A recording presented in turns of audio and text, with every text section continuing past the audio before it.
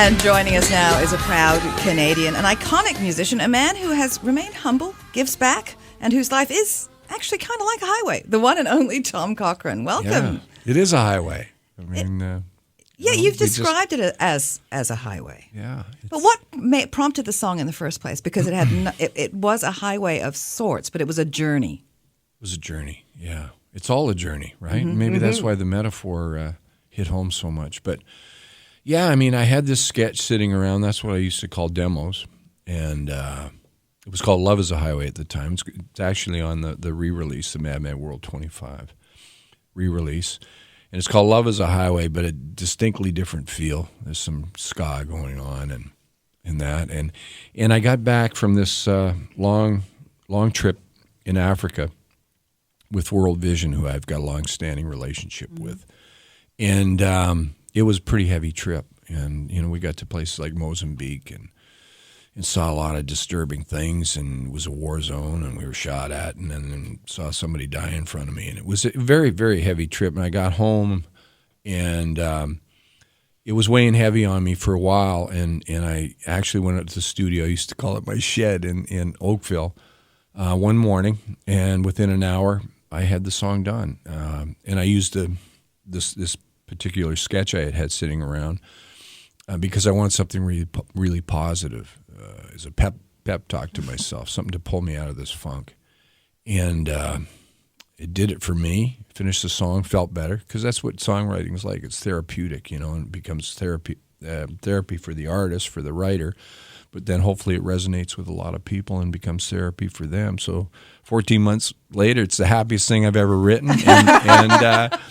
And it just became a pep talk for a lot of other people. Yeah. So it's magic, really, when a song happens like that. Well, it's a go-to for me on the treadmill. I'll tell you. I just play it over and over again, and I can get through an hour, no problem. But, you know, this really is a pivotal time for you. Everything seems to be happening. First of all, you have a highway named after you. I know. Well, what a great honor that is. So that's the road that goes from Thompson, Manitoba, up to Lynn Lake, where I was born.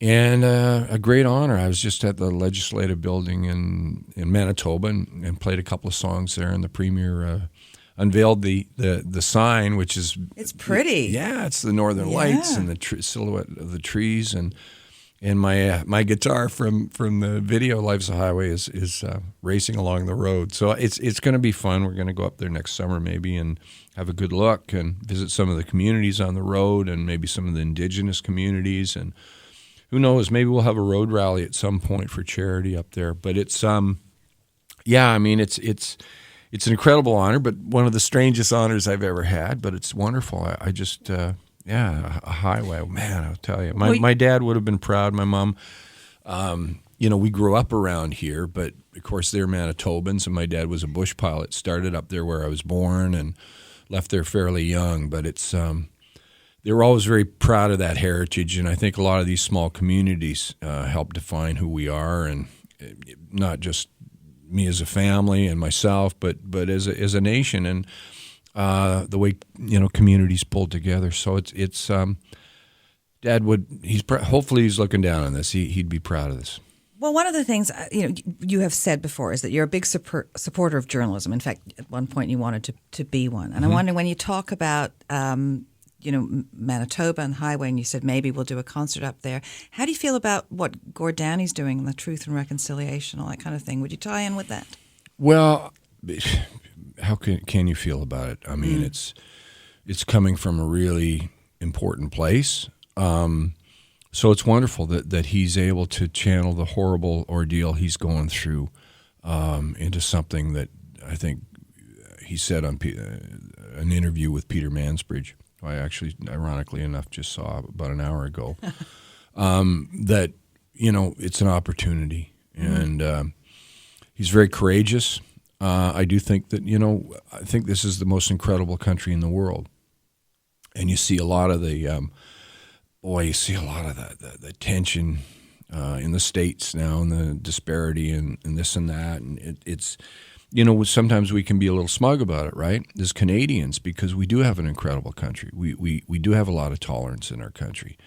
But the indigenous situation is something that it's easily swept under the rug, and there's a lot of need in some of those communities. There's a lot of issues that aren't really addressed in maybe a way they could be addressed, and so the reconciliation is it's a wonderful agenda, as long as it heads somewhere. And I think, but it's a start to acknowledge our indigenous communities for sure.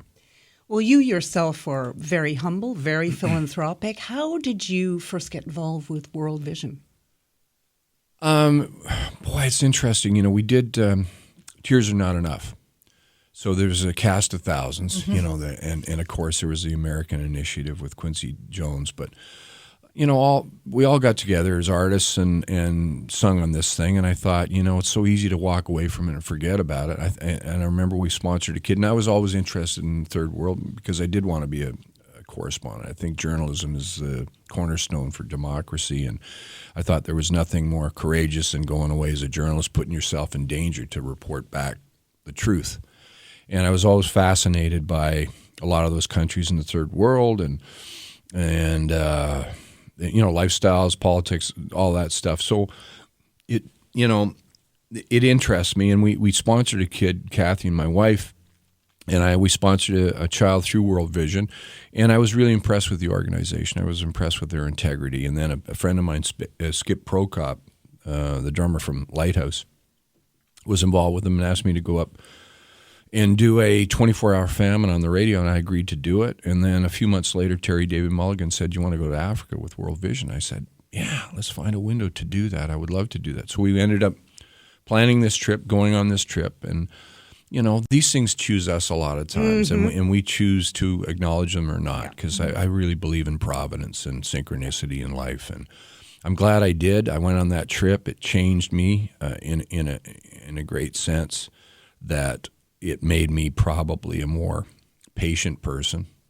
Probably made me a better dad. I remember I saw one little girl in Shangara in Mozambique, war zone, and I looked at her, and her mom had just died in her arms from starvation, and she was looking up at us like, "How can you stand there with your cameras and your pens, and you couldn't save my mom?" And at that moment, I saw my girls in her eyes. Psychologists would call it transference and that, but it does change. It makes you realize just how it puts stuff in perspective back here, and makes you realize how lucky we are. And so I've been really blessed to be able to help them do the heavy lifting that they do, because it's just whatever small bit I put in, it's good to see them do the work. And I move on and do other things, but they stay there doing the hard work. The NGOs and the expats that are Canadians and Americans and that, they stay there doing the work. So it's good to be able to help out in that situation. And 25 years later, you're still doing your work. Yeah. Mad World. It's got its own hashtag, MMW25. Yeah. It's out now. It's all good. And you have a tour. You're going to tour again? We're starting a tour at the end of February, and it's going to be fun playing these songs, because a lot of these songs we don't necessarily play all the time, and we're not sure whether we're going to do the whole record in sequence yet, but Red Rider's going to be out with me, so we're going to do some of those songs as well, and there's Megan Patrick's going to be out with us. She's a wonderful young country artist, and she's going to sing with us, and she's also going to play a few instruments during our show.